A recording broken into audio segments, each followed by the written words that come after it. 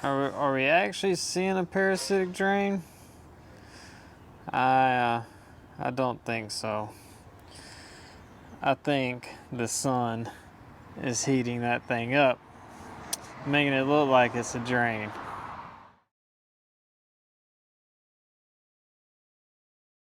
I got a 02 Dodge Ram here that customer concerns a parasitic drain, and we're going to use this little amp clamp. This is my favorite little amp clamp for parasitic drains because it's pretty accurate at low currents. So if you don't know what this is the UT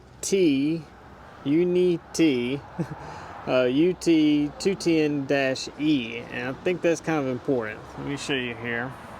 So UT UT210-E, and it's pretty cool. I like this thing. It does 2 amp, 20 amp, up to 100 amp, AC and DC. The only drawback is it always defaults to AC, but I've read that there is a way, and Sean Tipping says there's a way to change this to where it defaults to DC by modifying the EEPROM in this thing. So one of these days I'll modify the EEPROM in this and do a video for you about it. But for now, you just have to hit the select button to change it over to DC, and then of course always give it a nice 0. And to show you guys, we've got a current draw. Let me get under here. So we've got battery cables coming off right there, and if I just clip this on here, you can see we're pulling almost an amp, about 900 milliamps. So that cable runs across to the fuse box, and then the fuse box actually splits this cable again here. So sorry for the background noise. See, we got 800 milliamps there. We go over to this other cable, we've got nothing. So what that tells me is something in this fuse box is drawing this current. So I need to figure that out. I'm just going to set that there. And I've already went through with my meter here on the millivolt scale and checked all of these fuses. I've not checked these yet. I had to get a tool to flip those up. I went through all of these and none of them show anything. So let's just pick one here. You're looking for your meter to be 0. If I can get my hands to work, it's a little chilly this morning. So you see how that's 0? If I take my leads off, see how this is floating around now? So if you've got these basically shorted together where there's no current flowing, you get 0 millivolts. So we're looking for a fuse that will give a millivolt reading. I went through all of these, like I said, except for the ones that had the covers. So these 3 have not checked yet. But before I did that, I wanted to just see if the thermal camera would pick anything out. So I kind of just went over all these fuses and nothing really stands out, except I had that relay kind of standing out, but I can't really show you guys too well, but I'm pretty sure with the cover off, the sun was hitting that relay by itself and heating the top of it up. So another strike for the thermal camera not being able to find a fuse warmed up. And it's cold this morning. It's let's see, it is on my watch. Come on, watch. 45 degrees this morning. So this truck's been sitting out here all night. It was actually dead they've had a charger on it for a little bit, charging the battery back up, and we've got current flowing. So a fuse should have been glowing a little bit if the current draw was big enough to actually heat the fuse. Apparently whatever's on pulling 800 milliamps is not enough to heat a fuse up to where you can see it with a thermal camera. So everybody keeps wanting me to do videos about thermal camera and parasitic drains. This is why I don't. It's extremely rare.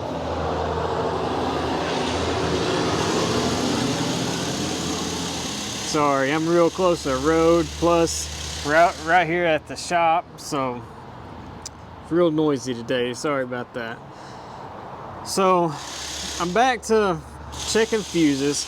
The problem though with the milliamp method is these fuses right here, you can't do them fuses unless you basically break the covers off of every one of them.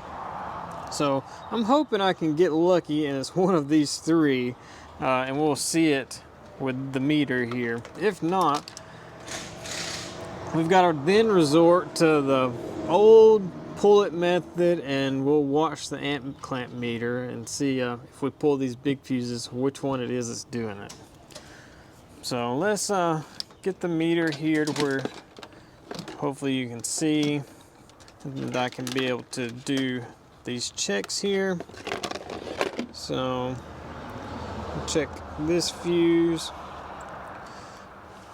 Oh, come on, meter.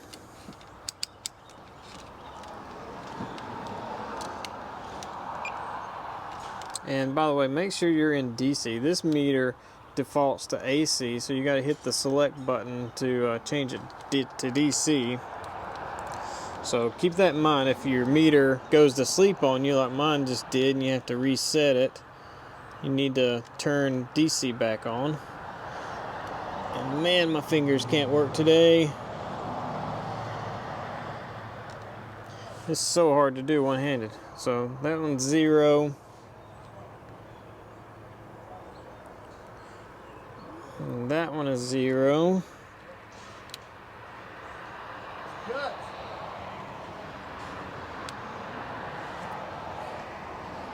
And hey, there we go, 1.9. So, and the negative is just because my leads are backwards from the direction of current flow. So if I flip my leads around here, you can actually tell which side is the power feed in and which side the power feed is out. Come on, fingers. There we go. See, we're positive now. That means where my red lead is, that would be the power coming into the fuse, and the other side is where it's going out. So that's why we have that voltage drop.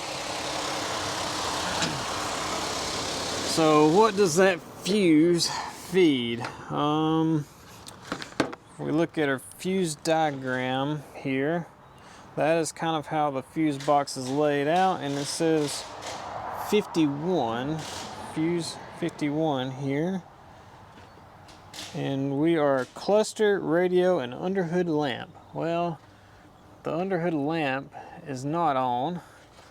I have not opened the door yet because I don't want to wake things up, but the cluster is not on, or the radio over there. I know you guys ain't able to see, and this thing's been sitting for a while, so it's a little dirty. So let me hopefully open the door without waking the truck up too much, and then we'll see if the camera can actually see one of those things on.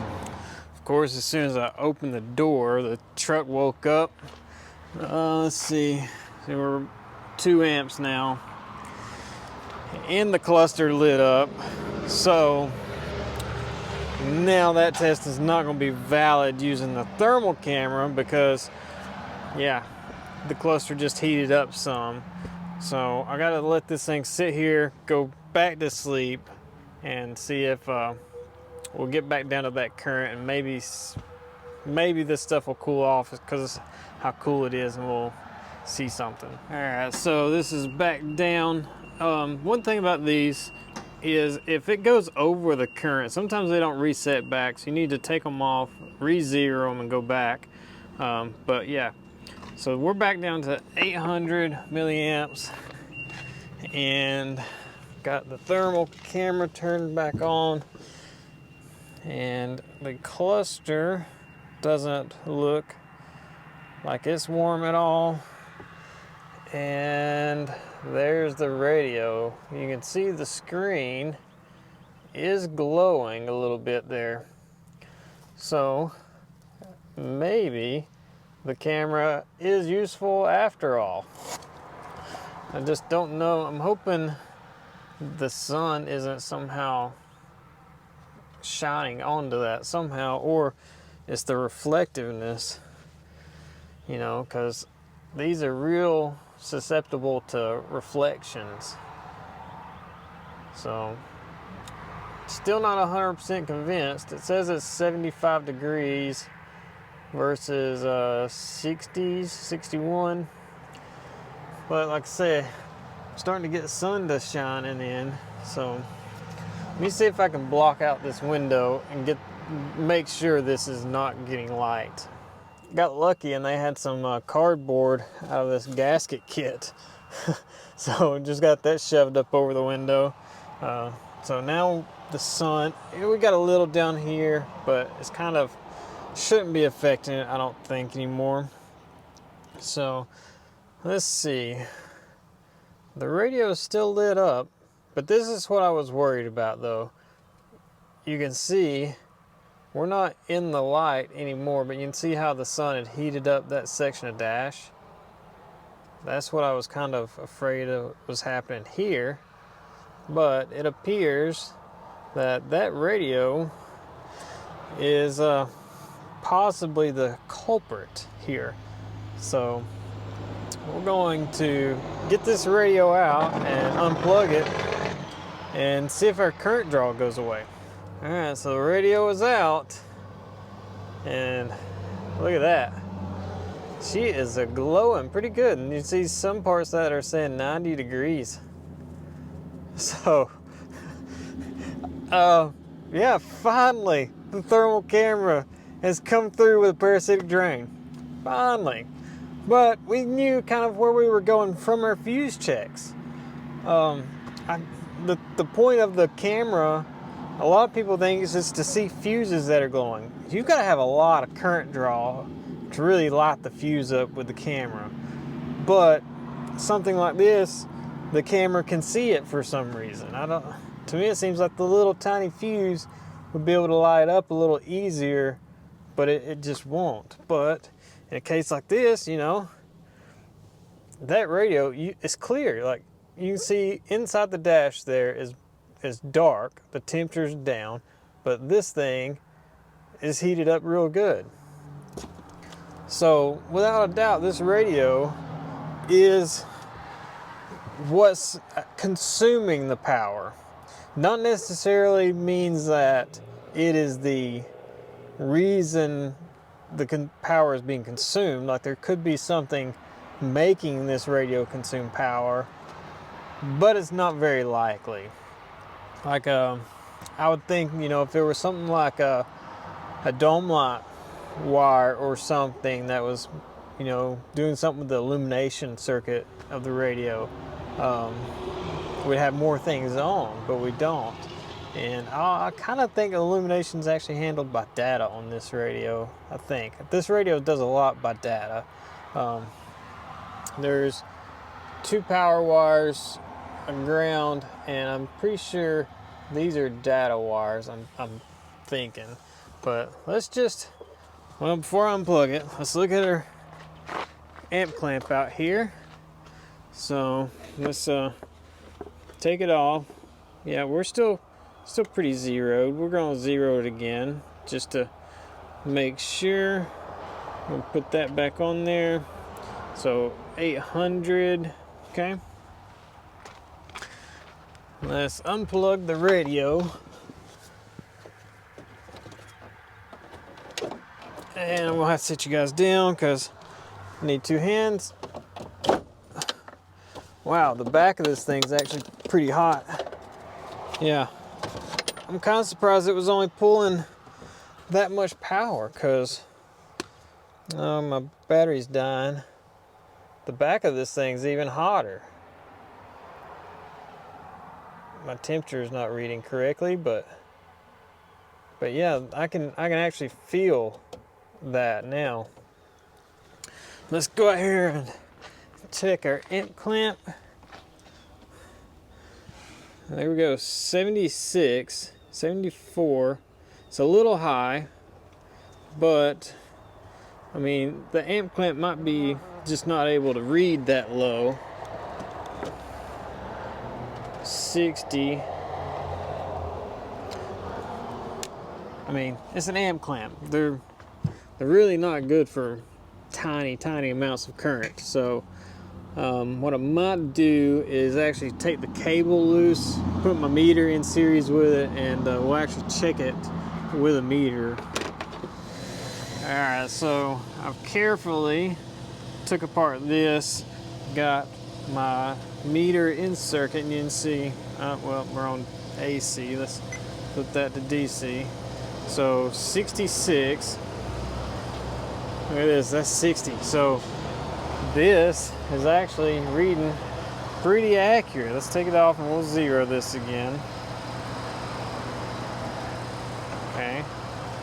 And clamp it back on there. Now it's reading 30. Let me turn it off. Just turn this off. Go back to AC, or DC I mean. 0. It's actually reading 38, but this is reading 65. I trust this a whole lot better. Like I said, when you get down to tiny numbers, you know, amp clamps are iffy. In circuit with a meter is the better way. So yeah, 60's a little high still. I don't particularly like that. So I might go a little further with this thing. I got the old Varus here, and I've also got a diagram pulled up. So we can see here on the radio, we've got radio right here, and we have PCI bus, 2 fuses, or fused battery, and then a fused ignition switch output, and then panel lamp drivers, and then a ground. So we need to make sure nothing is on that would basically have this radio on. So I thought it was a data turn on, but there's actually an ignition coming to this radio. So we need to check powers, grounds, you know, data, that panel lamp, fuse, and things like that. So let me show you. I got the scope just grounded here because it's nothing critical. I'm just checking for things to be there that shouldn't be there.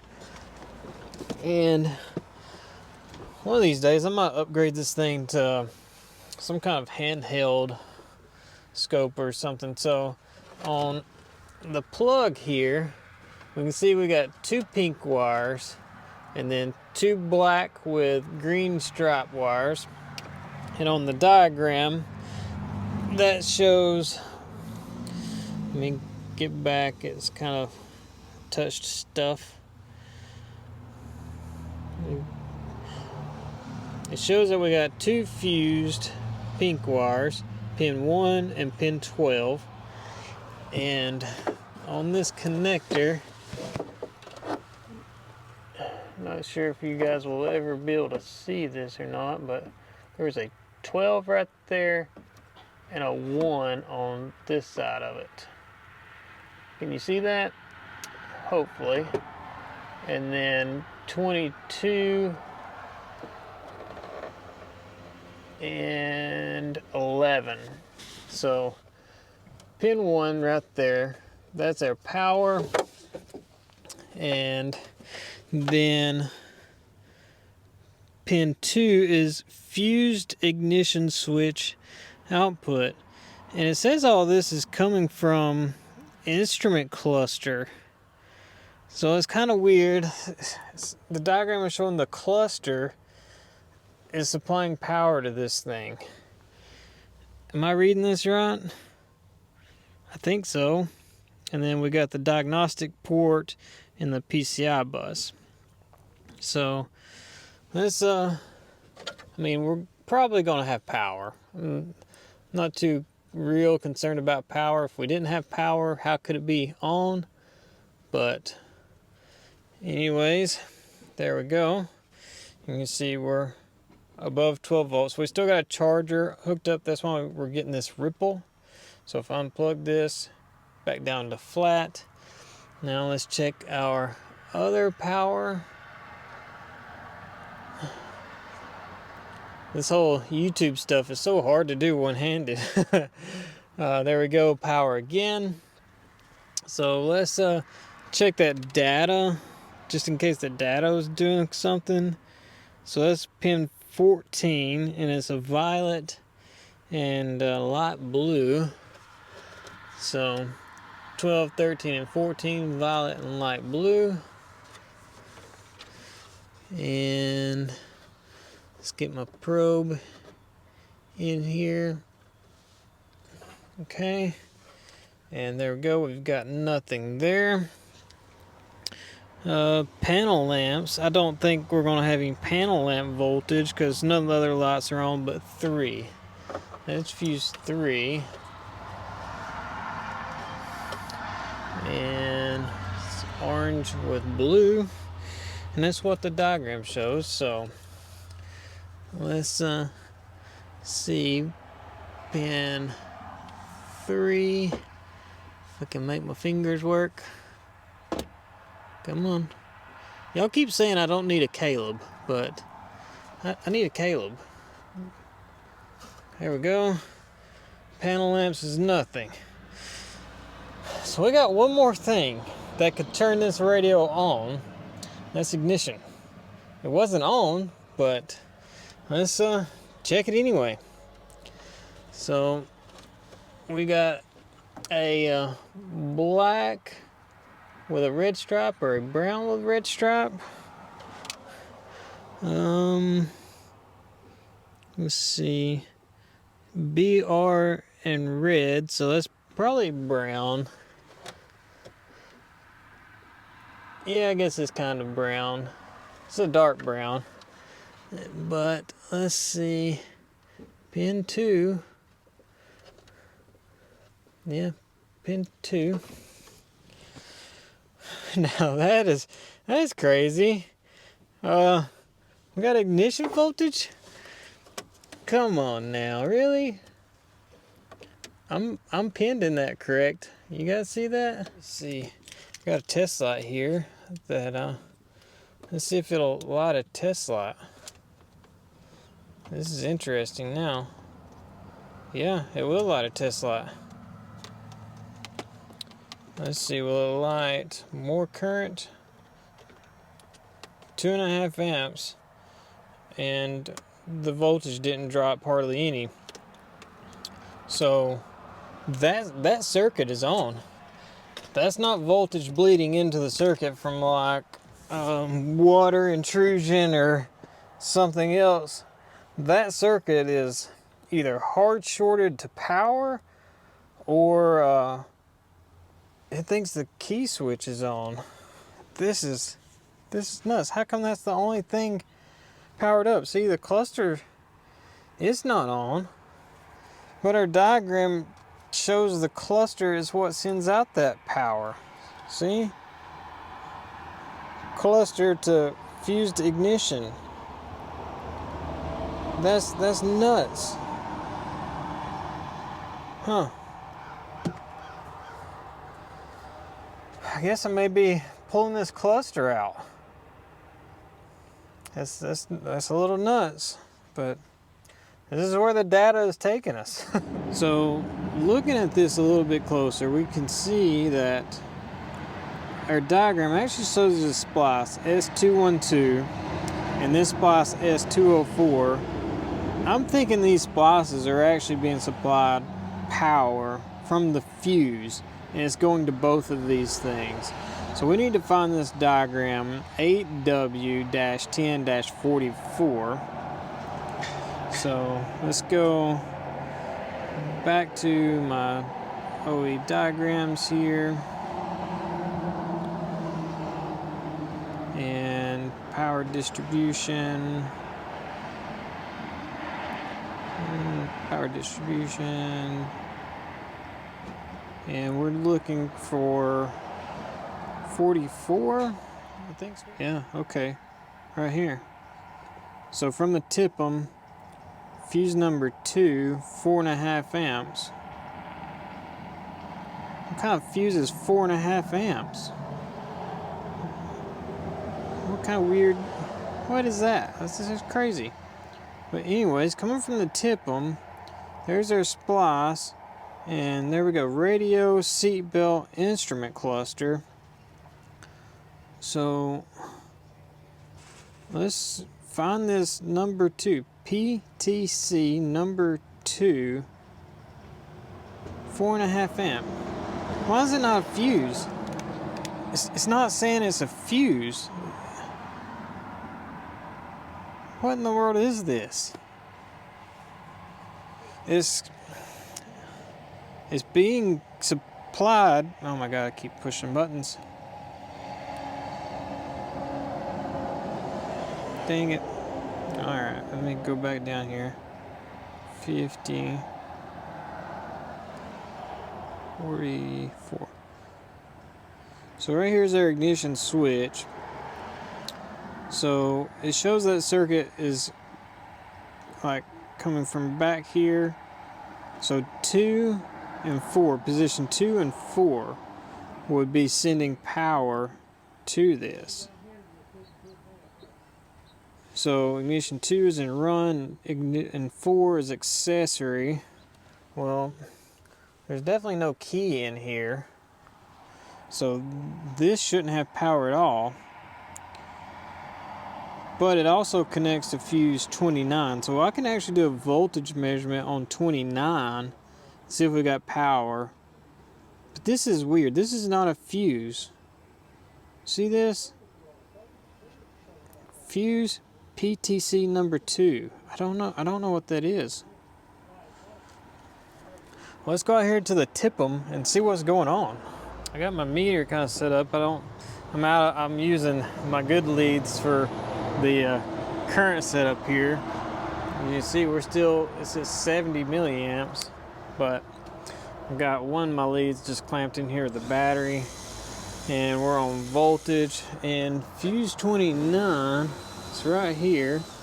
So if I measure that, we've definitely got power there on both sides of this fuse. Have we got an ignition switch issue now?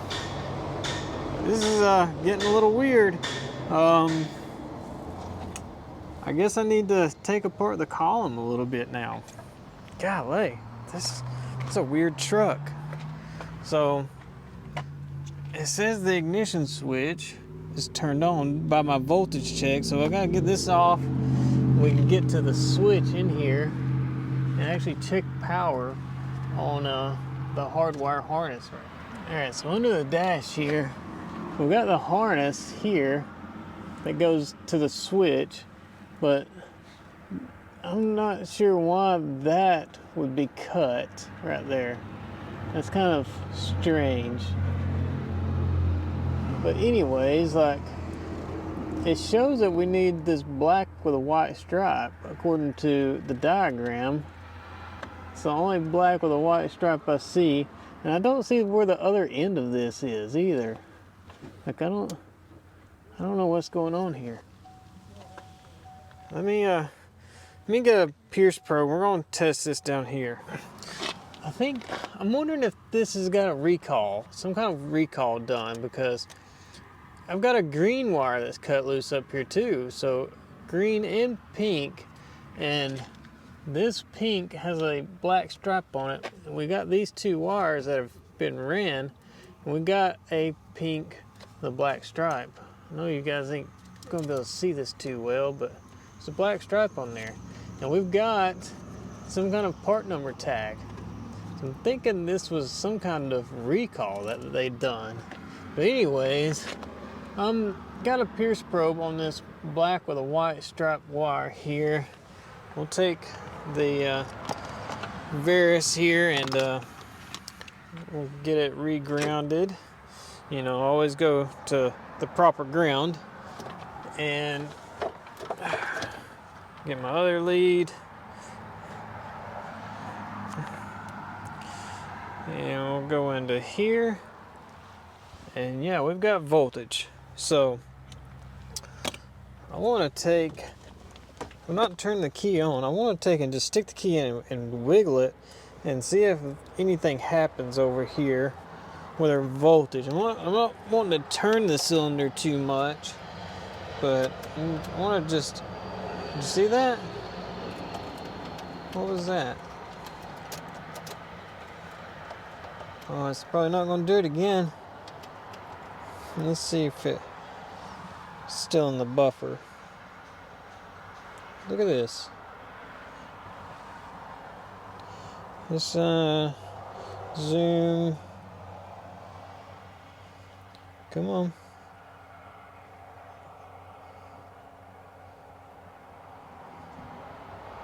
Come on, where is it at?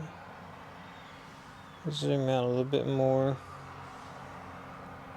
Did I miss it? Nope, there it is. So, zoom back in here. We did catch a little bit of something. Let's see if we can get it again.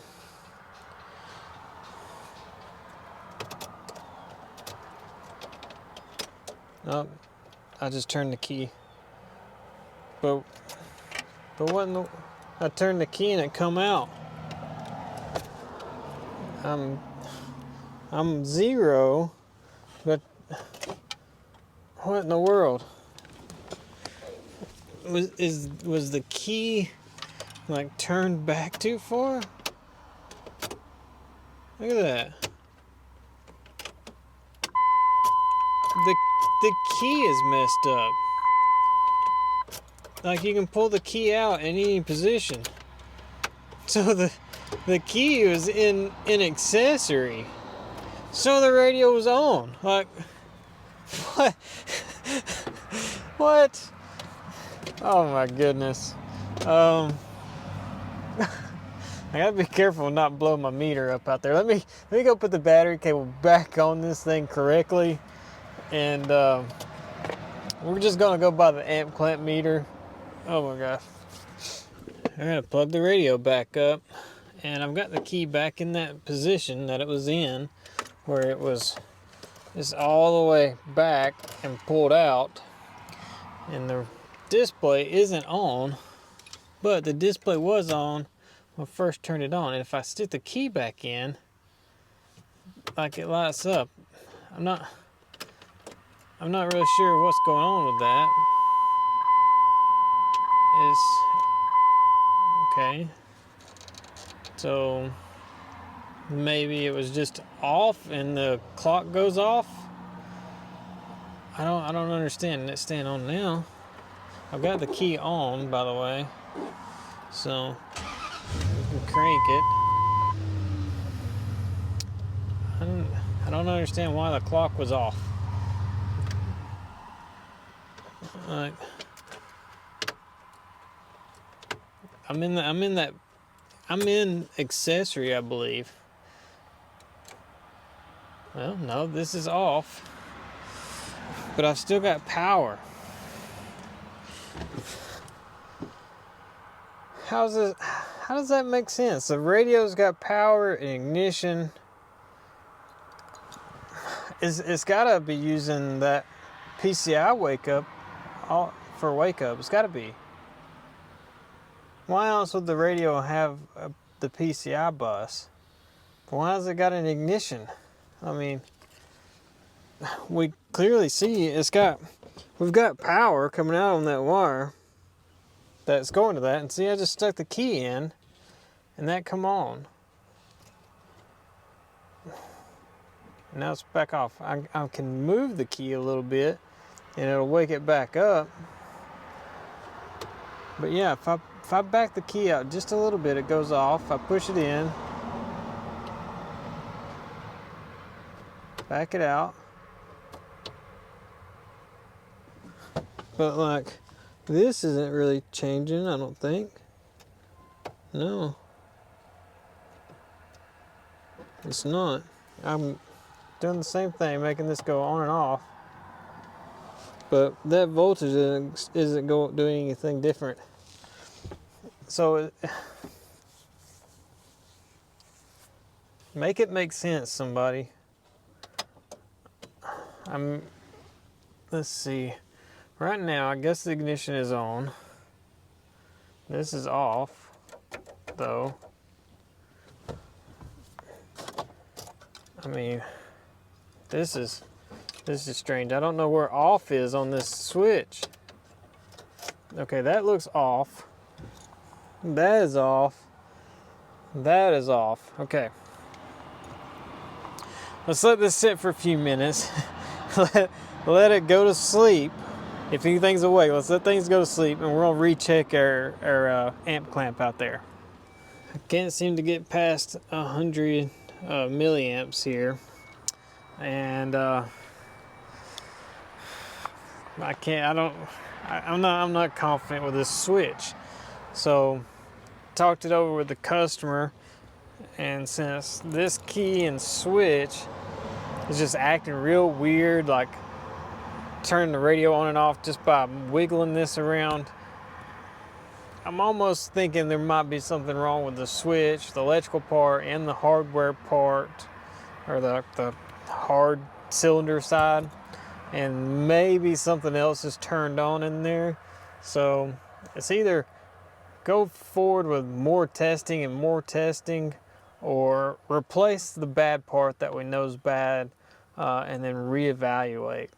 So talking it over with him, that's what we're going to do. He's going to get a new cylinder, a new electrical switch, and then we will retest after that. So I don't know if there'll be any more to this video or not, or to this truck. We'll see how it goes, but that's where we're going to leave it for now. So thanks for watching, everybody, and we'll see you guys later.